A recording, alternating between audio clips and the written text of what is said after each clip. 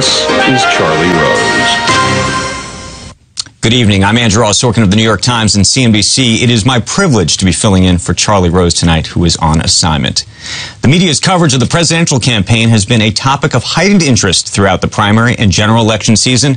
Donald Trump's handling of the press was no doubt a decisive factor in his path to securing the Republican nomination. This week, Hillary Clinton's health is now the latest source of rampant speculation after delay in revealing that she had pneumonia. Brian Stelter is the host of CNN's Reliable Sources, which examines the week's top media stories each Sunday. From Los Angeles, Ben Shapiro. He is a columnist, author, and editor-in-chief of the Daily Wire. He was formerly a top editor at Breitbart News, and I am pleased to have both of them with me. Brian, let me start with you, and let me start with the issue of Hillary Clinton's health.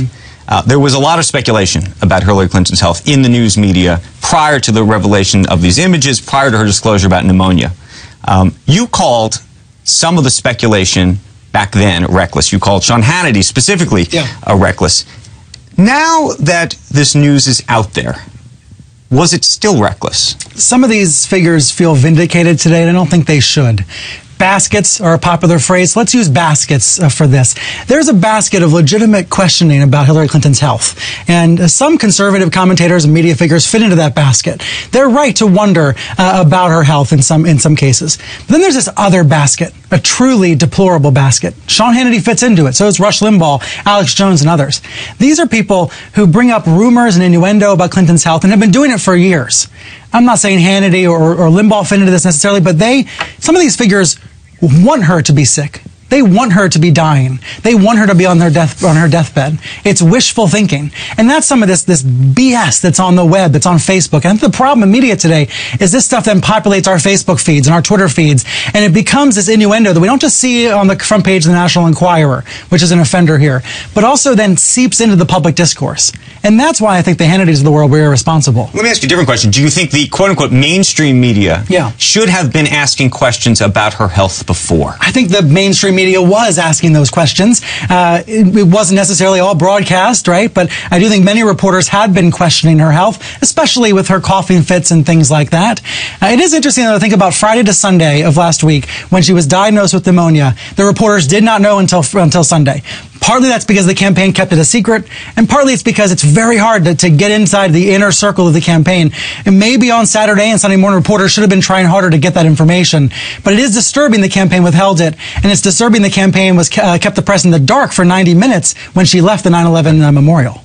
Ben, you're listening to Brian here, and I'm curious. I'm curious where you land on this issue. You know, when it comes to the media coverage of this, no, I don't think the media were asking appropriate questions about Hillary Clinton's health. Chris Chaliza of the Washington Post 6 days ago, wrote a column about why we shouldn't be asking any questions about Hillary Clinton's health. Then she collapses, and all of a sudden, it's perfectly legitimate. You know, are you going to release your health records? Why do you have a consistent record of hacking this much? And again, none of that is illegitimate. I agree with Brian that baseless speculation, that there are these videos that go around saying she has Parkinson's disease or MS. I mean, all this is nonsense. Exactly. Having doctors on the air to try and diagnose Hillary based on the fact that there's tape of her coughing is silliness. I mean, my wife is a doctor currently in residency, and she wouldn't be diagnosing people based on 30-second clips of them online. So then what's the appropriate way to do it, though? That's deplorable behavior. It's the difference between reporting and rumor mongering, and there's been too much wishful thinking, rumor mongering. What we need is less guessing and more reporting. Brian, this is Jim Rudenberg in the New York Times. He writes a column called "Trump is Testing the Norms of Objectivity in Journalism." He says, balance has been on vacation since Mr. Trump stepped onto his golden Trump Tower escalator last year to announce his candidacy. Democrats say that Trump has gotten $2 billion in free advertising, free media. Free coverage, yeah. Republicans say that Mr. Trump has gone unchallenged. And I'm going to go to Ben first. Do you think there is true and utter bias in the media? Yeah, I mean, I think there's bias in two directions. Do you think it's a conscious bias? Yeah, well, certainly, yes. Obviously, there is some conscious bias in the media, and then there's kind of the generalized unconscious bias. Most of the people who are in the mainstream media are people who are Democrats and will vote for Hillary Clinton come November, and they don't reveal that before they go on air. And so, yes, unconscious bias has an impact on how people perceive these particular issues. CNN, MSNBC have run chyrons fact-checking Trump. There's never been a chyron on CNN or MSNBC fact-checking Hillary Clinton. So that's bias in one direction. In the other direction, I'll say that there's sort of been, and this is true for the Trump campaign, there's been this kind of unconscious lowering of the standard of decent behavior for Trump, in the sense that if Donald Trump shows up in Mexico and doesn't really do anything supremely noteworthy, this is considered a major victory for his campaign. If he goes into the debate with Hillary Clinton and doesn't act like an insane loon bag, then that will be a big win for him. So there's sort of a lowering of the standard, because the new standard for normal campaigning has been left behind. I mean, if they held Donald Trump to Mitt Romney's standards, then there's no way that he would have gotten nearly this far. Brian, you think the media is truly down the middle, if you will? I think there's a complicated definition of fairness in this election. Not all lies, not all misstatements are created equal. And so sometimes you look at the chyron, the banner on the bottom of the screen, it may not be fact-checking a Hillary Clinton lie, because that lie may be more complicated, may be more nuanced, may take a whole lot more explanation versus some of what Trump has said. I think in this election, fairness does not mean 50-50 coverage of each candidate and 50-50 treatment. These candidates are not equal. They are not even in that way. And I think Ben is right. There's been a lower standard of treatment for Donald Trump. If you believe that Donald Trump has gone unchallenged, why do you think that's the case? No, I think he has been challenged many times, but the treatment is different for a couple of different reasons. Number one, he has been up until recently very accessible to television networks in particular. He's at the same time simultaneously running a TV-driven campaign, media-driven campaign, and an anti-media campaign. This is the definition of having it both ways. He attacks the press on a daily basis, and there are reasons to think he's a true threat. There are reasons to think he's a true threat to press freedom, even though he has recently relaxed his so-called blacklist of some news outlets. So that is all true. At the same time, he's been very accessible, answers lots of questions, and can be held. And to the extent that people think that he has gone unchallenged, it is because of his accessibility he's gone unchallenged? I think it's because of this saturation, this saturated news environment we live in. You may read 100 stories where it feels like Trump is being let off the hook, where it seems like the press is going easy on Trump. There's 100 other stories elsewhere on your Facebook feed where he's being severely scrutinized, rigorously covered.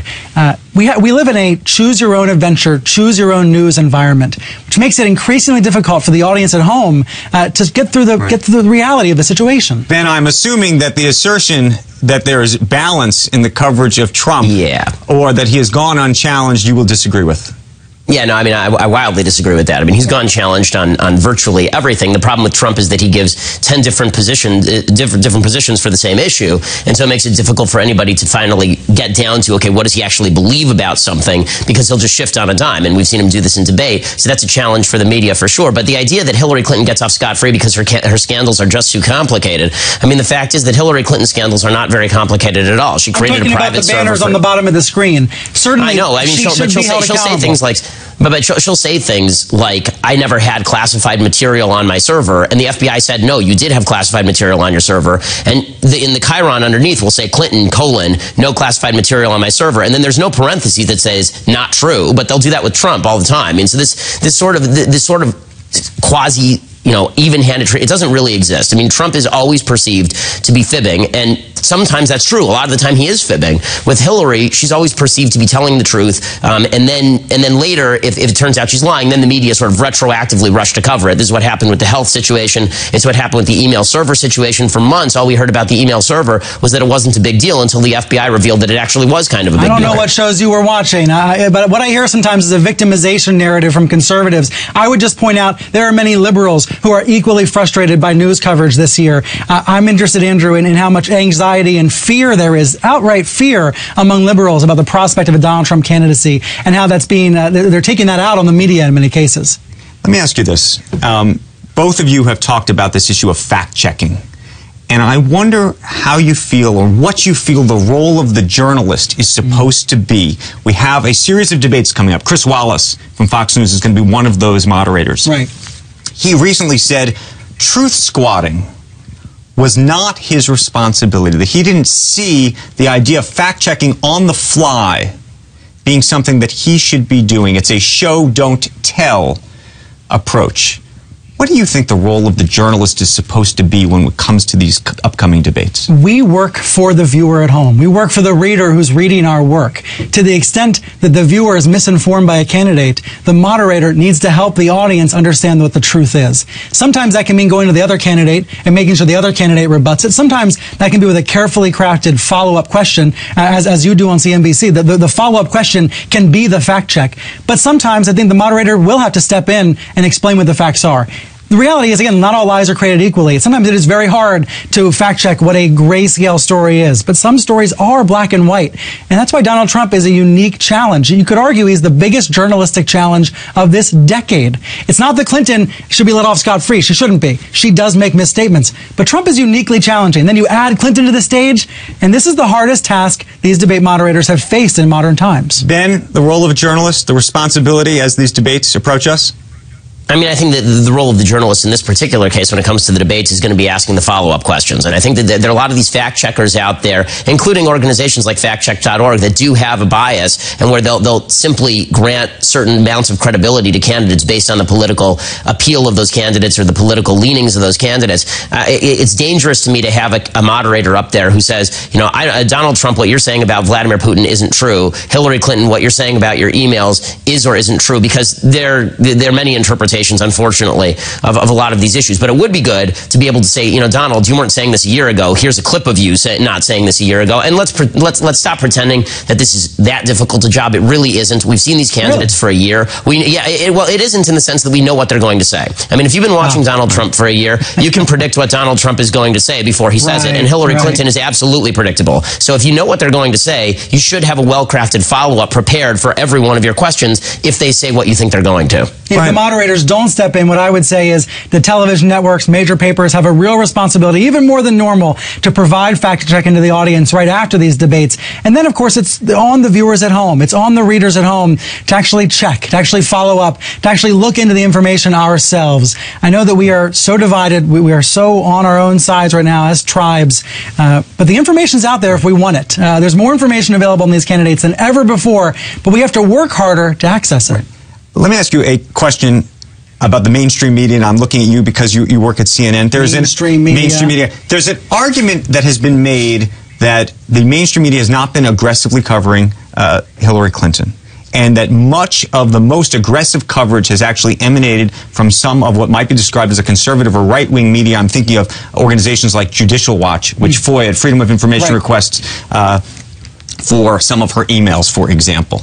Do you think that's a fair assertion? I think to some degree it is, and that's a valuable part of the media ecosystem, right? We're better off to have outlets that are explicitly conservative in this country, like Fox News and others. We're also better off because there's explicitly liberal outlets like Salon and Salon and Talking Points Memo and places like that. We're better off to have that diversity and that variety. But I would point out the New York Times assigned Amy Chozick to the Clinton beat years ago. The CNN assigned reporters to the Clinton beat years ago, and there have been thorough investigations from mainstream media. Absolutely. There's just this distinction between outlets that come with a point of view, like Fox News, and outlets that try not to come with a point of view. Ben, I'm assuming you think nobody comes without a point of view. Well, I mean, I think obviously trying to separate, using Brian's language, Fox News into the opinionated basket and CNN into the non-opinionated basket. I think anybody who objectively views both networks understands that there's an editorial bent to both of those networks. When it comes to, you know, the idea that let 1,000 flowers bloom when it comes to the media, obviously I agree. But I would point out a distinction. I mean, Brian, you sort of shifted away from the fact that Judicial Watch was named there. Judicial Watch has done most of the heavy lifting on a lot of the Clinton documentation here. Judicial Watch is not a media outlet. Judicial Watch is a 501c3 organization that FOIAs a lot of these documents from the federal government. And why the Washington Post wasn't doing that, or the New York Times, or you at CNN weren't doing that, is a question that really ought to be looked at. Where I disagree with you is that Judicial Watch now is a media outlet, that all of these groups are media outlets in the way the Media Matters, a nonprofit, is. I would also say Donald Trump's campaign and Hillary Clinton campaigns are media outlets, as Ben Smith from BuzzFeed and others have pointed out. Well, all of these outlets now are media outlets, but we should take that seriously, because that's been a change. But that's been a change in our media ecosystem, that all of these outlets now, all these nonprofits, all these companies are media outlets. Again, it's harder for the audience at home. I think it puts more of the onus on us to sort through it all.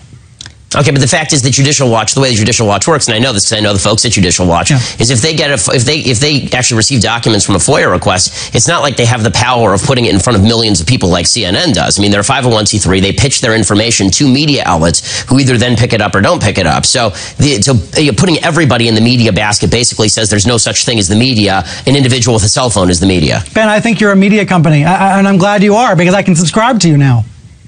Well, I appreciate it, and I hope everybody subscribes to DailyWire.com as long as we're pitching things. But, the fact is, I do run a media company, but it's a media company that actually has readers and spends money to market our material, and we actually try and get that out there. Judicial Watch is getting documents from the federal government. Why is it right now we know that the media are trying to unseal Donald Trump's divorce records in the Ivana Trump case? Why weren't they FOIAing Hillary Clinton's State Department records? The Associated Press was for years. They went to court to get them. That's and true. Recently did. The AP was. And the Obama administration was trying to crack down on the AP for various other reasons. So, earlier in this particular segment, you were talking about the fact that you thought that Trump was a threat to press freedom. I don't wholly disagree with that, but the idea that Hillary isn't, when obviously she's been less than forthcoming with the press, and Barack Obama has been maybe the worst guy for the press in the modern presidency, is I think, again, just evidence of maybe bias on your part. It is not bias on my part. I would agree with you. Clinton is also in some ways a threat. Trump has taken more explicit steps to curtail the press. There are behaviors of his campaign that are more troubling, but Clinton is no friend to the media either, and it would seem that either of these candidates would continue President Obama's troublesome relationship with the media. Gentlemen, on that note, we are going to have to end the conversation there. I appreciate it. It is a debate that is not going to end anytime soon. Thank you. Thanks. Thank you both. Thanks so much.